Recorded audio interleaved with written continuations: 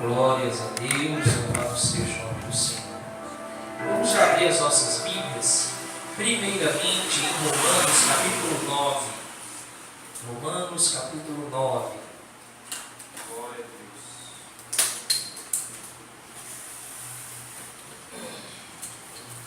Glórias a Deus. Aleluia, Jesus. Que foi encontrando, se coloca de pé. Louvado seja o nome do Senhor.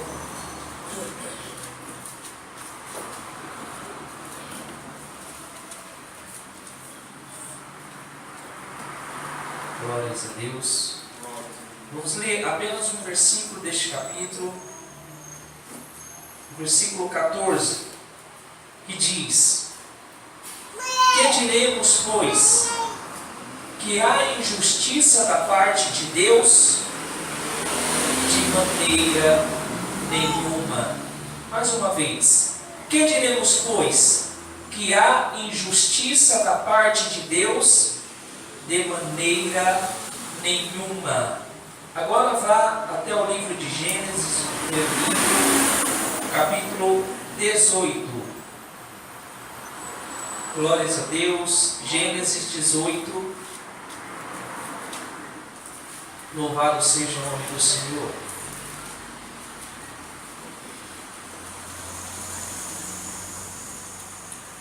A partir do versículo 17, diz assim: E disse o Senhor: Ocultarei eu a Abraão o que faço, visto que Abraão certamente virá a ser uma grande e poderosa nação, e nele serão benditas todas as nações da terra, porque tenho conhecido que ele há de ordenar a seus filhos e a sua casa depois dele, para que guardem o caminho do Senhor, para obrarem com justiça e juízo, para que o Senhor faça vir sobre Abraão o que acerca dele tem falado.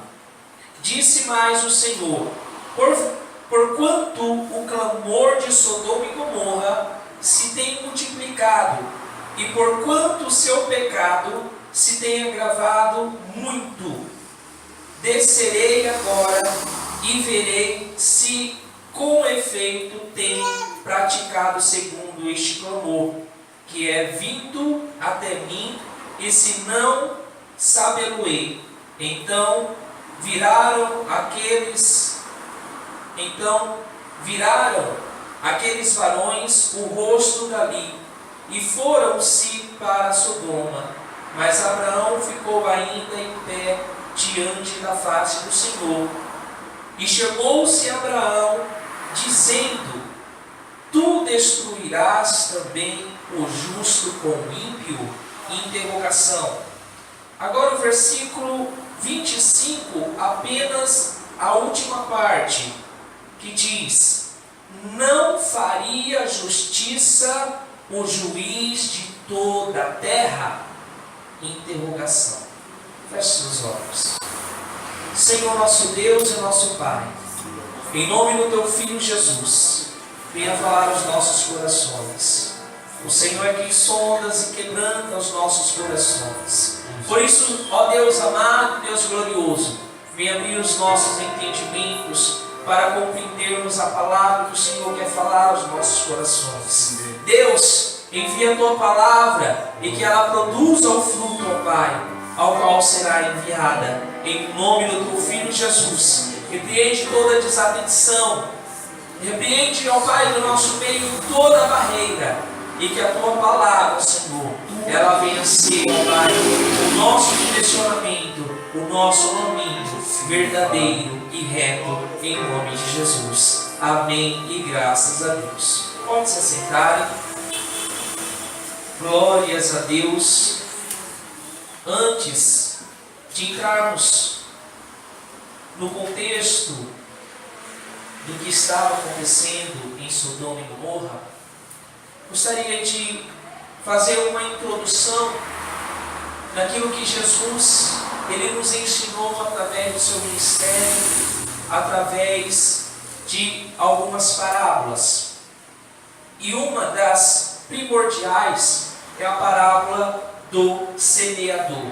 Eu gostaria que você já abrisse sua Bíblia em Marcos capítulo 4, na parábola do semeador, a parábola aquela que o semeador sai semeando a semente, que é a palavra de Deus. Esta semente, diz a palavra do Senhor, cai algumas à beira do caminho, outras em meio às pedras, outras em meio ao espinho e outra em meio ali na terra boa, a terra que prospera.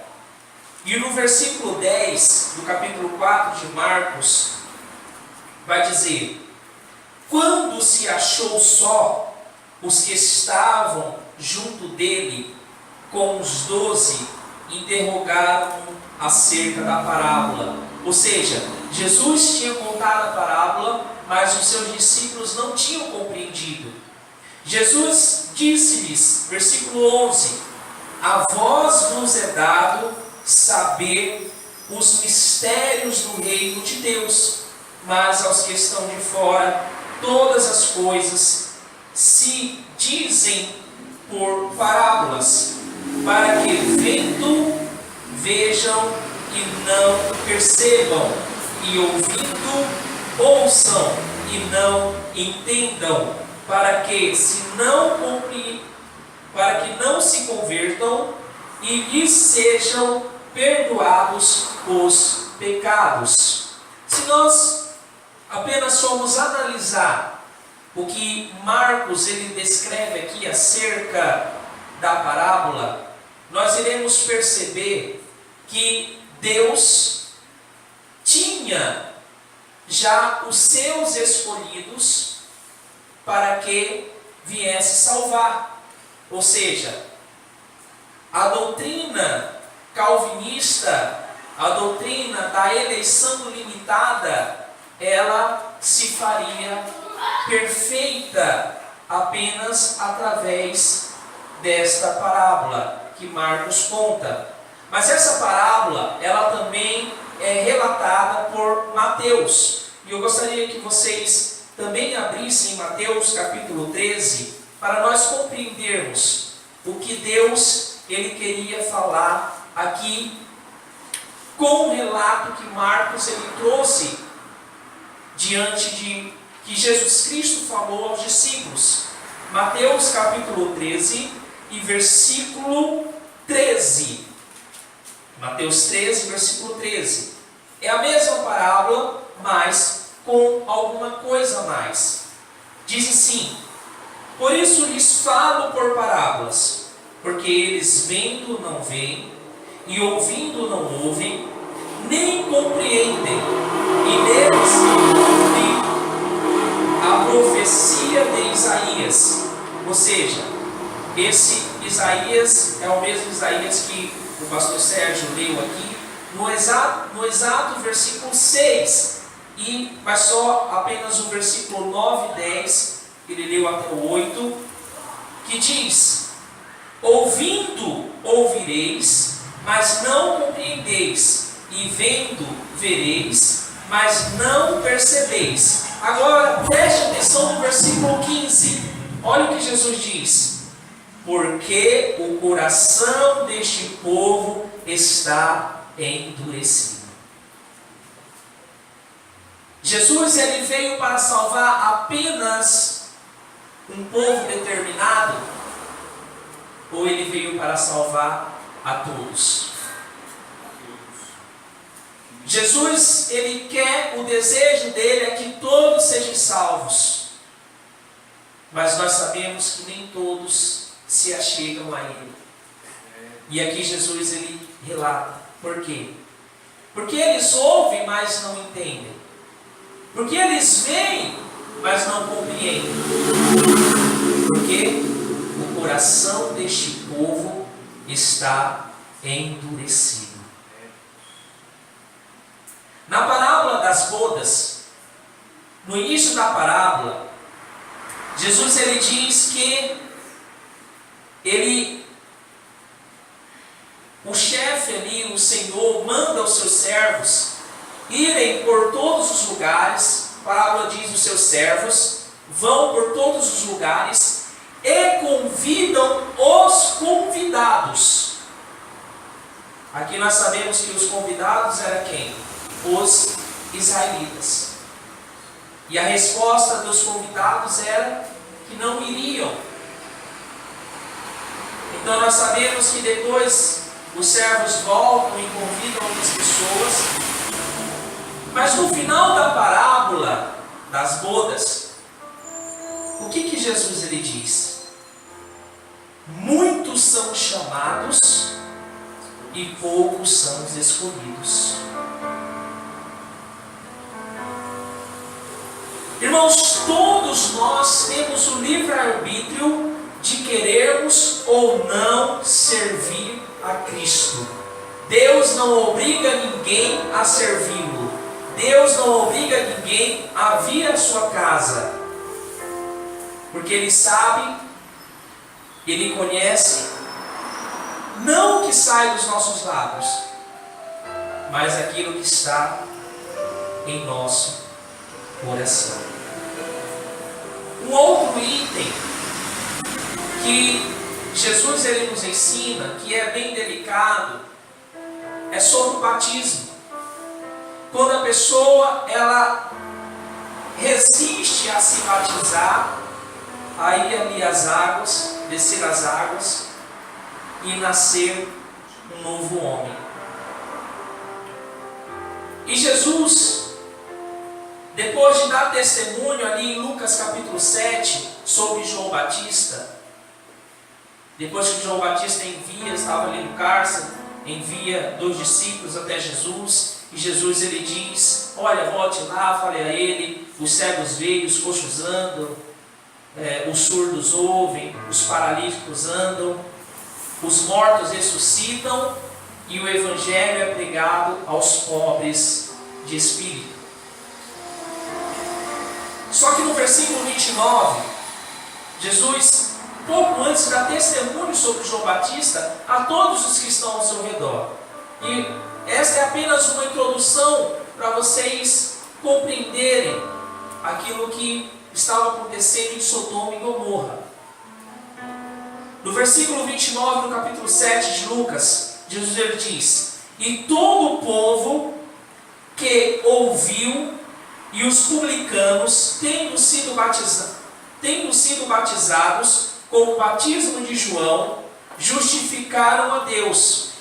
Mas os fariseus e os doutores da lei rejeitaram o conselho de Deus contra si mesmos, não tendo sido batizados por ele. João Batista estava ali batizando todo o povo que se achegasse voluntariamente até ele, independente do grau, independente da condição financeira. Então, quem se achegava a João Batista? Os publicanos, os pobres ali, os necessitados, aceitavam a pregação de João Batista e se batizavam ali nas águas. Mas existia um povo aqui que a própria palavra de Deus diz que eles buscavam condenação para si próprio. Quem era esse povo? Os fariseus e os doutores da lei.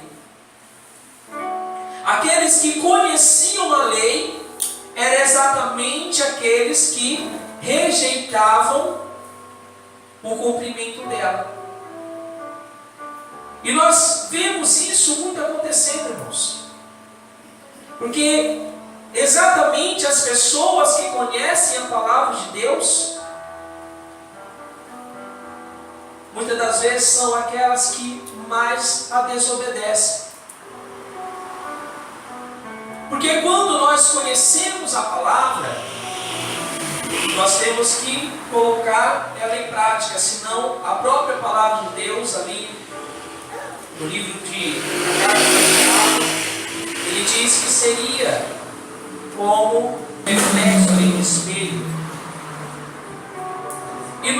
devemos buscar sempre este prazer, o desejo de estar na presença de Deus.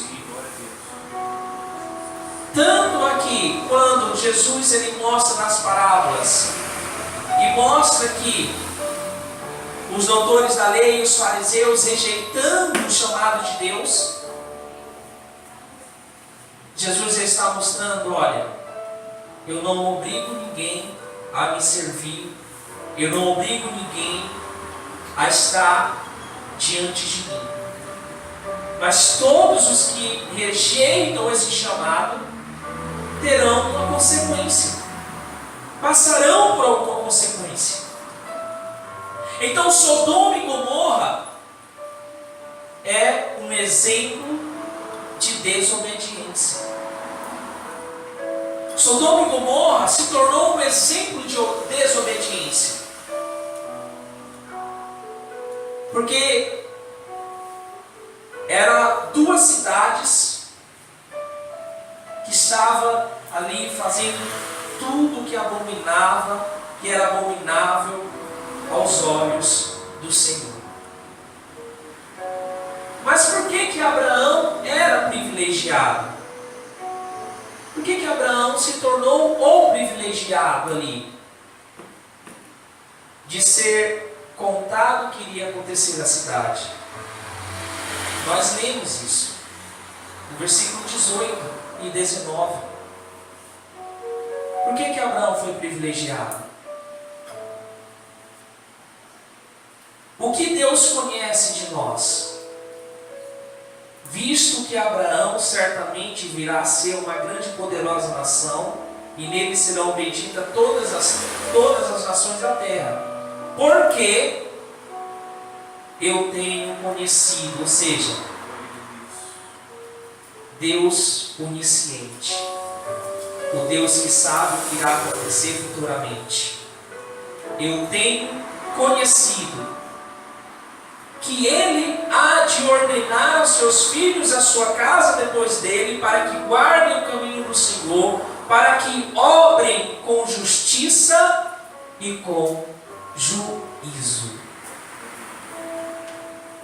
Exatamente aquilo que o salmista no Salmo 139, verso 4, ele diz: que antes mesmo de que saia algo da nossa boca, Deus já sabe. Deus conhece o nosso futuro. É por isso que até existe um ditado: o futuro a Deus pertence. Não é a Deus que pertence, irmãos. Ele conhece o nosso futuro. Mas o futuro, quem escolhe somos nós.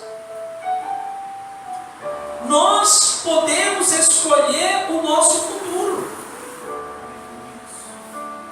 Deus não obriga ninguém a servi-lo e ter um futuro de paz, em uma nova vida, aonde não haverá mais choro nem ranger de dentes, mas só alegria, onde o Senhor enxugará dos nossos olhos todas as lágrimas.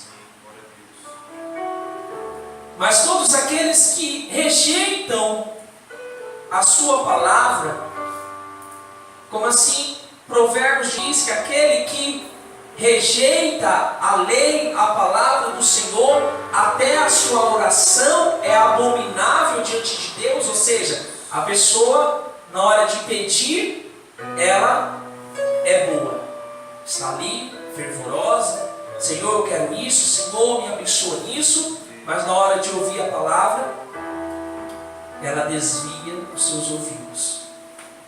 Ela não ouve. Ela faz com aquilo que Jesus fala aqui na explicação da parábola: endurece o seu coração. Não deixa a palavra penetrar. Não deixa a palavra fazer efeito. O nível de pecado de Sodoma e Gomorra nós vemos no capítulo seguinte, irmãos. Olha o versículo 5. Depois que Abraão intercede por Ló e pede: Senhor, se existir apenas 5 ali, justos, o Senhor destruirá a cidade. Começa com 50, vai abaixando até chegar a 5. E nem 5, irmãos, existia na cidade justo. Nem 5. Mas Deus, conhecendo o coração de Abraão, ele já sabia o que Abraão queria. Abraão queria livrar o seu sobrinho Ló. Então Deus envia 2 anjos até a casa de Ló. E ali Ló recebe os anjos, pede para que eles durmam ali aquela noite. Olha o versículo 5. Eu sei que os irmãos que muitas das vezes não podem acompanhar, alguns e outros já conhecem. Diz assim: e chamaram Ló e disseram-lhe, ou seja, ao povo de Sodoma: onde estão os varões que a ti vieram esta noite? Traze-os fora a nós, para que os conheçamos. Essa palavra, os conheçamos, em algumas outras traduções bíblicas já aparece a explicação. Na tradução A Mensagem, vai aparecer exatamente assim: porque nós queremos nos divertir com eles. E na nova tradução da linguagem de hoje, NVI, aparece: queremos ter relações com eles. Ou seja, os homens de Sodoma e Gomorra não eram mulheres que estavam indo ali para a porta de Ló. Os homens de Sodoma e Gomorra estavam ali na porta de Ló, batendo na porta dele, querendo ter relações com aqueles homens de Deus, ou seja, 2 anjos que estavam com a sua fisionomia de homem também ali na casa de Ló. Então o povo de Sodoma e Gomorra vai lá, e já era um costume que eles tinham: relacionamento entre mesmo sexo. Então nós sabemos ali que Ló, ele não permite que aqueles homens de Sodoma entrem em sua casa para fazer nenhum mal com os 2 anjos. E nós vemos aqui o cuidado que Ló tem com os homens de Deus. Ló não recebeu como anjos, Ló recebeu-os como homens de Deus. Porque eles não foram ali trajados, ou seja, com asas, como nós conhecemos os anjos, mas eles foram ali como homens. E quando nós olhamos essa situação, nós vemos que estas 2 cidades estavam fazendo coisas abomináveis ali. Coisas terríveis. Coisas que aos olhos de Deus, se pudesse, nem olharia, para não ver o tamanho das abominações que aquelas 2 cidades estavam cometendo. Em 1964, o príncipe dos pregadores, quem conhece o príncipe dos pregadores? Foi eleito em todo o mundo. Billy Graham. Billy Graham, que foi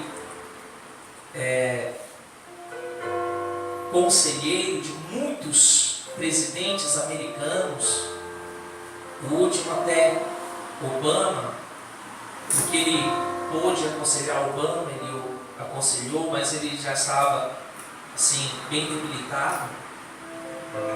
Mas foi um homem de Deus, um grande evangelista. Em 1964, Billy Graham ele começa a escrever um livro. Este livro ele tem o seu título O Mundo em Chamas. E esse livro retratava a atual situação que os Estados Unidos estavam passando espiritualmente. Em 1964 isso. E Billy Graham escreveu esse livro e o principal tema do livro era a falta de compromisso com Deus e o crescimento do secularismo. Já em 1964 já estava acontecendo isso na América. Muitos estavam buscando coisas seculares, ou seja, não queriam mais a palavra de Deus. O que são coisas seculares, irmãos? Nós vemos hoje, se nós formos ver de madrugada alguns canais, nós iremos ver algumas coisas seculares. Ali, trocando, sendo tirado o primordial que é o Evangelho de Cristo e colocando coisas seculares ali. Então isso já estava acontecendo. E em uma reunião, a esposa de Billy Graham, Ruth Billy Graham, o nome da esposa dele tinha que ser Ruth, né, irmãos? Uma mulher sábia, uma mulher temente a Deus. Ruth Billy Graham estava revisando os escritos deste livro e ela solta um comentário sobre o livro que ainda não tinha sido editado ainda. Estava apenas ali, ainda sendo escrito, porque este livro foi editado no ano seguinte. E o que ela diz sobre essa revisão do livro de Billy Graham? Ela diz: se Deus não trouxer em breve um julgamento sobre a América, Ele terá que pedir desculpa a Sodoma e Gomorra. E alguns amigos de Billy Graham que estavam ali, pastores, homens de Deus, existem relatos que até alguns pastores fizeram sermões em cima deste comentário de Ruth Billy Graham, que se Deus não trouxesse mais rápido possível um julgamento sobre a América, Ele teria que pedir desculpas para Sodoma e Gomorra. Porque naquele tempo, o povo já estava se distanciando da vontade de Deus, do centro da vontade de Deus. Estavam buscando coisas seculares, tinham perdido o compromisso com a obra de Deus. Não tinham mais compromissos com a obra.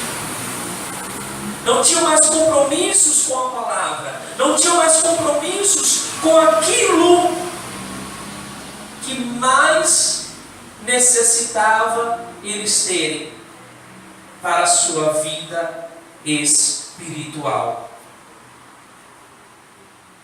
E quando isso aconteceu, irmãos, nós podemos ver que quando a América ela foi descoberta, a América foi um grande berço de missionários para todo o mundo. É tanto que os primeiros missionários, que foram missionários suecos, eles primeiramente foram para a América para depois virem para o Brasil. Que ali nós conhecemos a história das Assembleias de Deus, que eles olharam ali no mapa, colocaram o dedo, e aonde o dedo deles bateram foi uma cidade chamada Belém do Pará, e ali eles iniciaram o seu ministério, e nós vemos a grandiosidade que as Assembleias de Deus hoje são em todo o Brasil. Mas o que Deus ele faz com aquelas pessoas que desprezam a sua palavra? Porque Deus ele insiste. Nós sabemos que Deus insiste muito com determinadas pessoas. Muitas das vezes a pessoa está ali com o coração duro para receber a palavra de Deus. Mas Deus ele insiste, Deus ele não desiste daquela pessoa.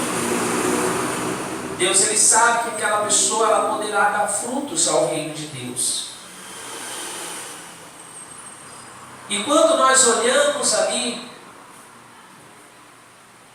o que acontece no primeiro capítulo de Romanos, ao qual Paulo começa a relatar a devassidão dos gentios daquela época, nós vemos que coisas terríveis estavam acontecendo ali.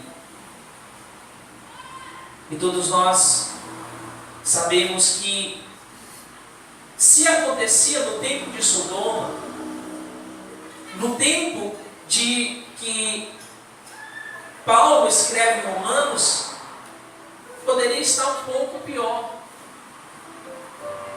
Poderia estar acontecendo coisas ainda piores do que Sodoma e Gomorra.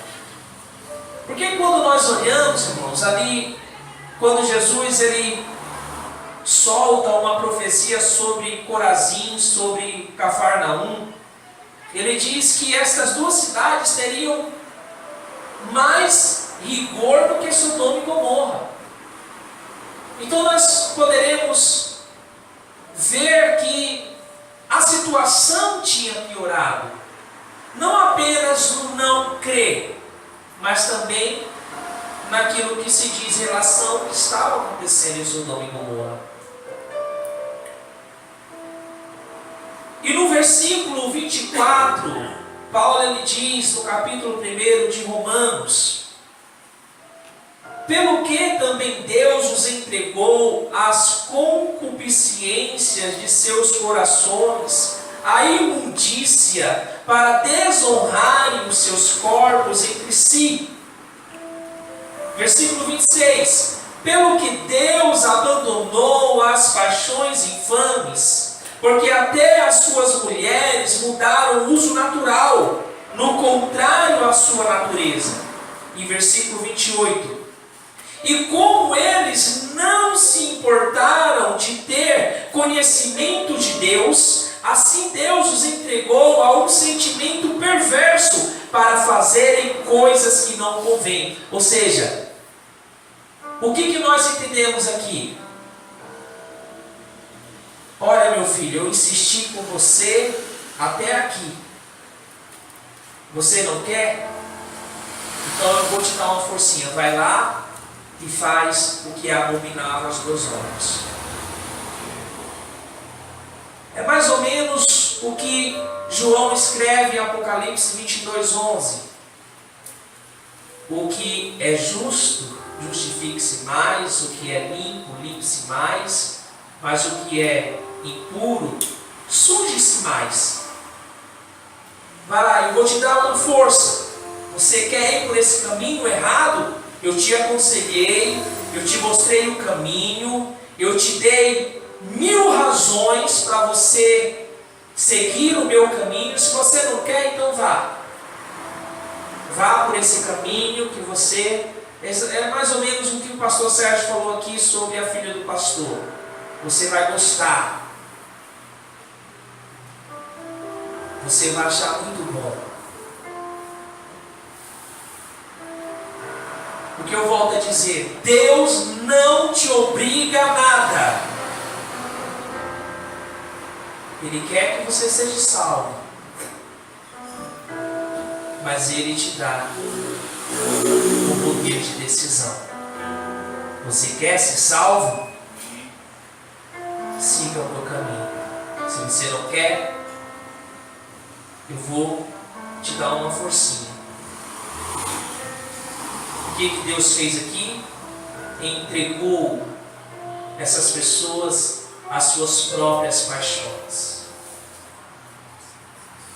Por quê? Porque eles não quiseram o conhecimento de Deus.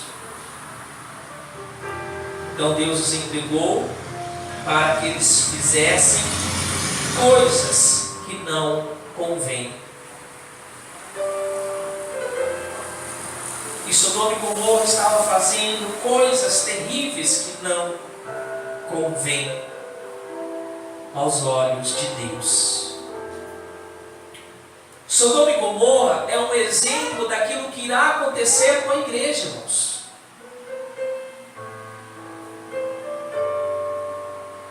Olha o que Jesus ele diz em Lucas 17, 28.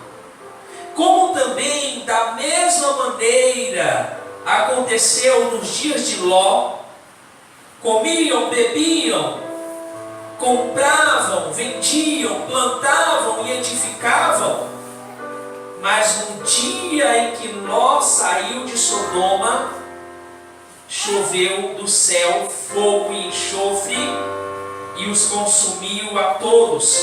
Assim será também no dia em que o Filho do Homem se há de manifestar.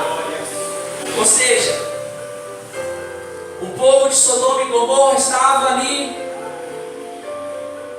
no carnaval deles, pulando o carnaval, fazendo coisas abomináveis aos olhos de Deus. De repente, Deus tira a família de Ló ali. Não foram 5, foram apenas 4. Por isso eu disse que não tinha nem 5 justos na cidade. Saiu Ló, a sua esposa e suas 2 filhas. Porque Ló ainda tentou falar aos seus genros: olha, isso vai acontecer. E a própria palavra de Deus diz que os seus genros zombavam de Ló. Falavam: Ló, você está louco. Isso não vai acontecer nunca. Exatamente, irmãos, o que acontece em nossos dias. Nós aconselhamos, nós pregamos, nós mostramos o caminho. E muitas pessoas dizem: que é isso? Eu já ouço há muito tempo que Jesus virá buscar a sua igreja. Olha quantos anos eu tenho. Jesus nunca veio buscar a sua igreja. Foi exatamente o que os genros de Ló fizeram. Aleluia, Jesus.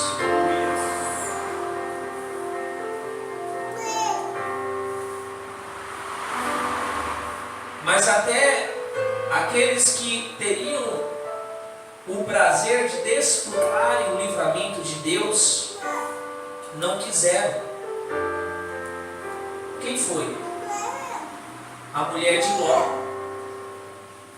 A mulher de Ló foi uma das privilegiadas ali a alcançarem a salvação.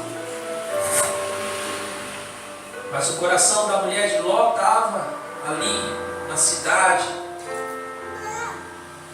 no carnaval, nas festas. Eu estou falando do carnaval, irmãos, é apenas uma forma de mostrar o que estava acontecendo ali. Porque Deus tinha dado uma ordem: olha, não olhe para trás. Mas o coração da mulher de Ló estava presa às coisas do passado. E ali se tornou uma estátua de sal. A região de Sodoma e Gomorra, dizem estudiosos, é a mesma região que hoje está situada o Mar Morto, ou seja, um mar que não tem vida nenhuma. Qualquer peixe que entre ali naquele mar morto será morto ali, porque não suportaria o alto teor de sal que tem ali. E pesquisando, eu vi que quando você visita essa região do Mar Morto, existem muitos pontos ali que tem como se estátuas de sal. E existe uma história que não é verídica, essa história, que uma dessas estátuas se parece com uma mulher. E algumas pessoas dizem ser a mulher de Ló, que foi ali transformada em uma estátua de sal. Mas não é uma história verídica. Mas apenas para nós termos uma ideia do que se tornou o lugar onde estavam situadas essas duas cidades e a mulher de Ló. Se tornaram em um mar que não tem vida nenhuma.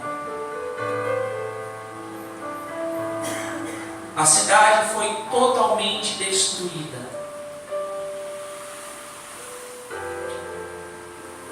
Na vinda do Filho de Deus para buscar a sua igreja, haverá ainda uma chance, mas eu acredito que muitos poucos irmãos alcançarão a salvação nessa última chance. Por quê? Principalmente perderão a sua salvação aquelas pessoas que tiverem filhos, porque suponhamos que Jesus volte hoje. A pessoa que ficou aqui engravidou no dia de amanhã, terá o período da gestação até a vinda de Jesus. No final da grande tribulação, essa criança terá 6 anos de idade e iniciará essa grande tribulação verdadeiramente após os 3 anos e meio. Quem conseguirá ver o seu filho passando necessidade por não ter recebido a marca da besta? Porque só poderá comprar no mercado quem tiver essa marca. Quem terá esta força de não receber a marca da besta para ali comprar no mercado algum alimento para dar para o seu filho de 6 anos de idade? Será uma coisa terrível. Mas quando Jesus voltarmos, já com a sua igreja glorificada, e depois que aconteceu o julgamento final ali, depois que Satanás foi lançado no lago de fogo, juntamente com o inferno, onde estão as almas do que morrem hoje, sem a sua salvação, essa terra também se tornará como uma larva de fogo, para purificar a terra, para que a nova Jerusalém, vinda do céu, pouse sobre ela. E nós temos que ter este desejo de estarmos na nova Jerusalém. Como o hino que a irmã Devanília cantou aqui, a terceira estrofe ali do hino, fala sobre isso. Será maravilhoso quando nós nos encontrarmos com o nosso Jesus ali, na glória eterna, não passageira, mas eterna. O que está acontecendo em nossos dias, irmãos? Eu não irei ler, mas os irmãos já devem ter uma ideia. É o que Paulo fala em 1 Timóteo capítulo 4, versos 1 e 2, e 2 Timóteo capítulo 3, versículos 1 a 5. Vamos apenas ler essa passagem de 2 Timóteo rapidinho. 2 Timóteo capítulo 3 é o que está acontecendo em nossos dias. Glórias a Deus. 2 Timóteo capítulo 3 diz: sabe, porém, isto, que nos últimos dias sobrevirão tempos trabalhosos, porque haverá homens amantes de si mesmos, ou seja, que não recebem a palavra, o que eles acham é a sua razão. Paulo começa: esses homens são avarentos, presunçosos, soberbos, blasfemos, desobedientes a pais e a mães, ingratos, profanos, sem afeto natural, irreconciliáveis, caluniadores, incontinentes, cruéis, traidores, obstinados, orgulhosos, mais amigos dos deleites do que amigos de Deus, tendo aparência de piedade, mas negando a eficácia dela. Destes, afasta-te. Estamos vivendo ou não esses dias? Homens que são amantes de si próprio, que não aceitam muitas das vezes uma correção, que não aceitam muitas das vezes até a palavra de Deus. E com essas pessoas, irmãos, acontece o que Provérbios diz: até as suas orações são desprezadas diante de Deus. Aleluia! Mas ficou uma pergunta aqui, irmãos. Ficou uma pergunta aqui. A pergunta de Abraão. O que Abraão perguntou para Deus? Destruirás também o justo com o ímpio? O Senhor destruirá o justo e o ímpio juntos? Qual foi a resposta de Deus lá no versículo 25, a última parte que nós lemos? Não faria justiça ao justo? Não faria justiça o juiz de toda a terra? Ou seja, Deus respondeu a Abraão com uma pergunta: Abraão, será que eu não sou justo? Será que em mim não tem justiça, Abraão? Por isso, irmãos, que lá na glória nós nos lembraremos dos nossos familiares que não foram salvos. E por que não haverá tristeza em nosso coração? Porque a plenitude do conhecimento de Deus estará em nosso coração, e nós saberemos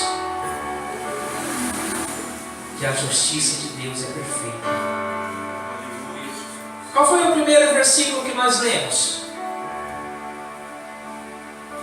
Lá em Romanos, lá no início, capítulo 9, verso 14. Que diremos, pois? Há injustiça da parte de Deus? De maneira nenhuma.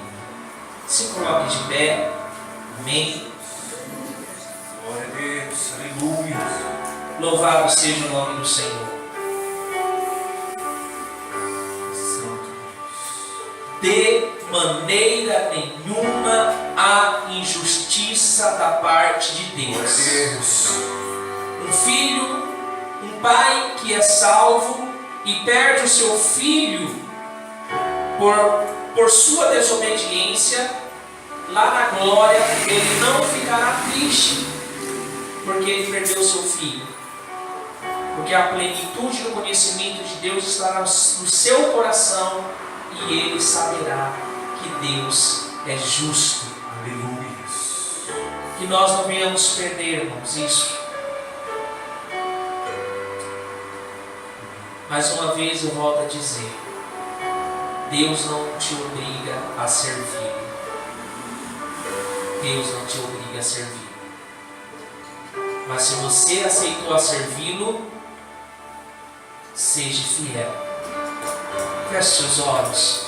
Pai, em nome do Teu Filho Jesus, te louvamos, ó Deus, te agradecemos pela Tua palavra.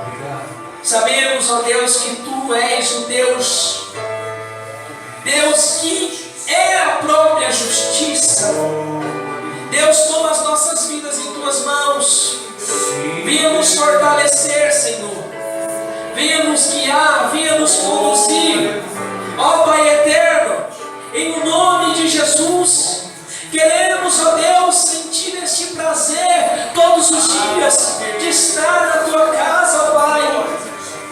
Ó Deus amado, assim como o salmista Davi ali no Salmos 27, verso 4, ele nos ensina algo muito importante, Senhor, através da sua vida, onde ele diz que o prazer dele é estar na casa do Senhor e ali morar por longos dias de sua vida.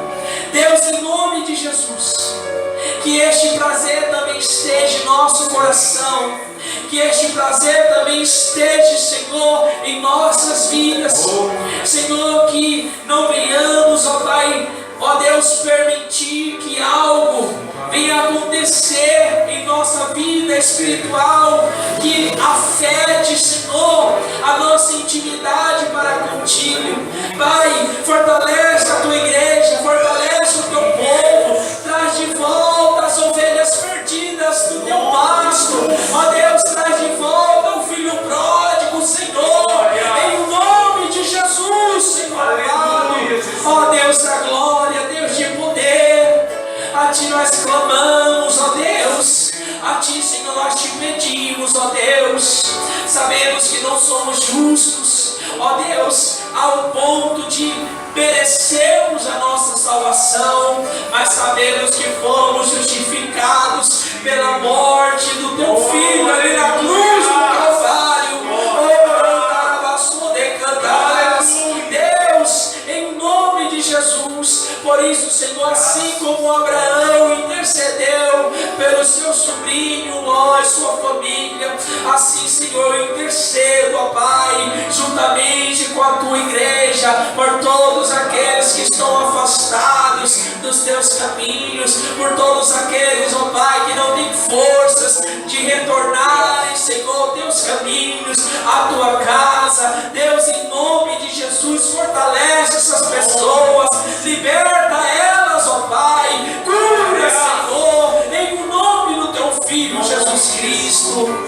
Orandarás, subir, cantarás, em nome de Jesus, em nome de Jesus. Glórias a Deus, louvado seja o nome do Senhor. Amém e amém.